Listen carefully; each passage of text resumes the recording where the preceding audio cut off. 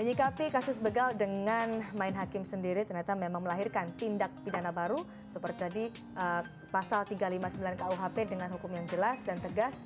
Barang siapa yang melakukan main hakim sendiri hingga menghilangkan nyawa orang lain, hukumannya sudah sangat jelas tertera dalam KUHP. Ada pendapat lain mungkin dari Misas?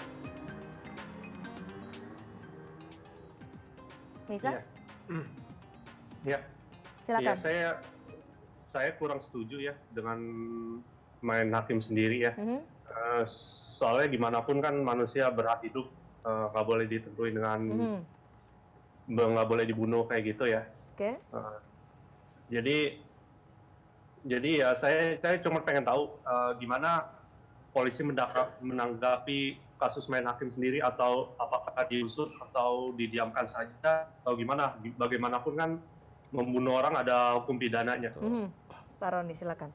Ya, untuk menanggapi kasus yang kemarin, sebenarnya kepolisian setempat bisa melakukan atau mengungkap siapa saja yang terlibat di dalam kasus penganiayaan yang menyebabkan meninggal dunia. Itu bukan hanya 359 ya.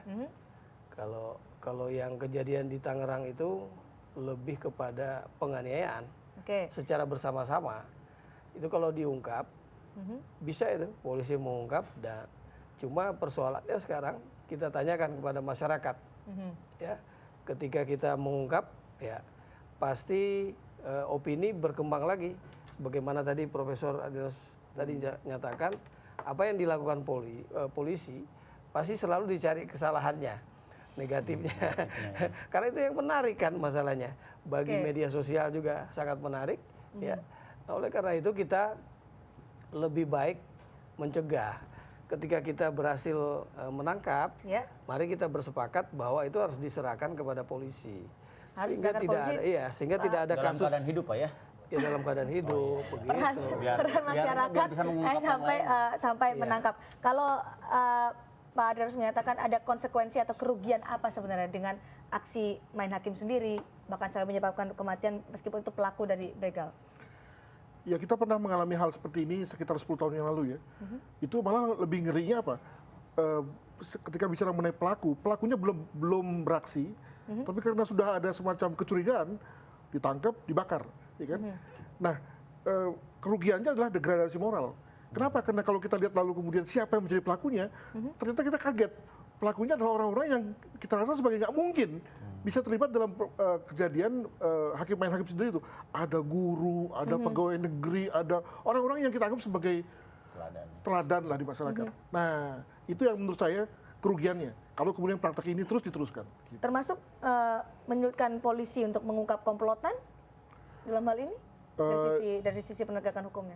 Jadi saya sih melihat ya bahwa begal ini mudah secara modus, ya, sehingga kalaupun misalnya satu orang tewas ya masih bisa lah polisi mengejar. Tapi kan esensinya bukan itu kan, gitu ya. Esensinya adalah bahwa tadi ya siapapun dia, betapapun kejahatannya, tetap dia harus dihargai dari segi kemanusiaannya. Pak Riu, silakan Anda mau berkomentar. Ya. Ini masalahnya lebih penting Pak dari masalah opini menurut saya. Sekarang gitu, kalau yang kata Bapak tadi, ya kalau ketangkep orangnya, kalau misalnya nyawanya meleng duluan, ya kan teorinya mudah, tapi prakteknya enggak. Sekarang kita nggak bisa cuma dengerin komentar dari orang-orang, pasti selalu ada pro yang kontra. Sekarang bagaimana polisi memberikan jaminan keamanan? Coba kalau polisi berani dengan tegas memberikan hukuman mati kepada para pelaku, supaya memberi efek jerah. Jadi orang-orang juga merasa polisi lebih memberikan keamanan kayak gitu. Jadi jangan pelakunya ntar udah masuk keluar lagi dan dia beroperasi lagi di tempat lain seperti itu. Benarkah hukuman yang diberlakukan kepada para pelaku begal ini tidak memberikan efek jerah sebenarnya, Pak Adrianus? Ya, ini kan juga terkait dengan sistem penghukuman kita ya, di mana kemudian kata saja si pelaku kemudian diadili, divonis dan dimasukkan ke dalam LP. Nah, LP itu sendiri memang tidak menjamin ya, karena mereka umumnya hanya mengurung fisik, tapi di situ dia kan berinteraksi dengan sesama pelaku kejahatan, bahkan yang lebih hebat begitu ya. Nah, saya juga menduga bahwa dari pelaku-pelaku yang tadi Pak Roni katakan sudah berapa puluh, 80 orang Pak. 80 gitu ya. kasus ada yang terjadi, ada 26 yang sudah. Nah, itu saya kira nggak semuanya jagoan, nggak semuanya spesialis. Yang lain adalah lebih pada follower atau copycat. Ya tadi ini juga jasa daripada pemberitaan ya. karena diberitakan, lalu kemudian timbul inspirasi, wah saya juga mau seperti itu gitu ya. Dan kemudian lalu ya yang paling kemudian terdampak adalah anak-anak muda yang masih berpikir mengenai saya mau dapat motor dengan cara mudah, ya kan? Itu cara Lalu ada merekrut orang-orang mereka yang juga ya? jago mulai memberi inspirasi, ikut dia gitu. Lalu dari polisi jaminan kepada masyarakat lebih aman juga mereka tenang menyerahkan pelaku begal ini kepada polisi. Ya dengan cara tadi saya sudah jelaskan bahwa para Bayangkara Kamtimas itu memang harus rajin dia Oke. berkomunikasi dengan masyarakat, meyakinkan kepada masyarakat bahwa polisi ini aktif dia untuk melaksanakan tugas. Nah, yang sabara yang harus melakukan patroli, jaga di tempat-tempat rawan, ini juga nampak gitu. Tapi kan Kompas tidak memberitakan tentang kegiatan-kegiatan itu, kan gitu kan. Juga mungkin tidak menjadi bahan di media sosial.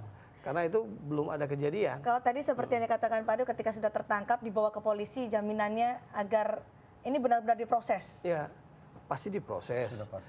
Ada pemahaman yang belum pas bahwa yang memberikan hukuman itu kan bukan polisi. Ya. Polisi tegas ketika menangani kasusnya. Tapi ketika menghukum itu kan hakim yang menyidangkan ya. Jadi memang kita harus memberikan dukungan kepada hakim ketika memberikan hukuman itu betul-betul hukuman yang seimbang, yang Sesuai juga dengan memberikan perundangan yang efek berlaku, jerah. Tapi tadi Pak Profesor Adrianus juga menyatakan pembelajaran di lembaga pemasyarakatan itu tidak membuat mereka menjadi jerah. Itulah yang kemudian masyarakat tidak percaya dengan hal ini. Lebih jago Ya, setelah itu. seperti itu. Baik, Pak Zulfikar, Anda punya pertanyaan atau pendapat yang akan disampaikan, silakan. Ya, kalau pendapat saya sih begini, kita cukup kompleks ya permasalahannya ya. Salah satunya seperti yang saya bilang tadi, itu kan memudarnya kepercayaan masyarakat terhadap institusi Polri. Ya. Mungkin ini karena berbarengan dengan kasus kriminalisasi KPK, jadinya masyarakat juga agak lebay gitu. Tapi kita lihat dua sisi lah. Korban yang dalam hal ini dibegal, yang dibakar itu kan juga punya keluarga. Mereka bisa menuntut kepada yang telah melakukan penganiayaan gitu. Jangan sampai ini kasusnya malah jadi melebar gitu. Kalau memang sudah ada koridor hukumnya ya udah tegas saja gitu. Ketegasan dari polisi. Baik, nanti akan kami Iya, bahas Pak ketegasan Zulfikar. dari Saya kira polisi, tetap bersama kami di koridornya kan Kompas sudah TV. jelas.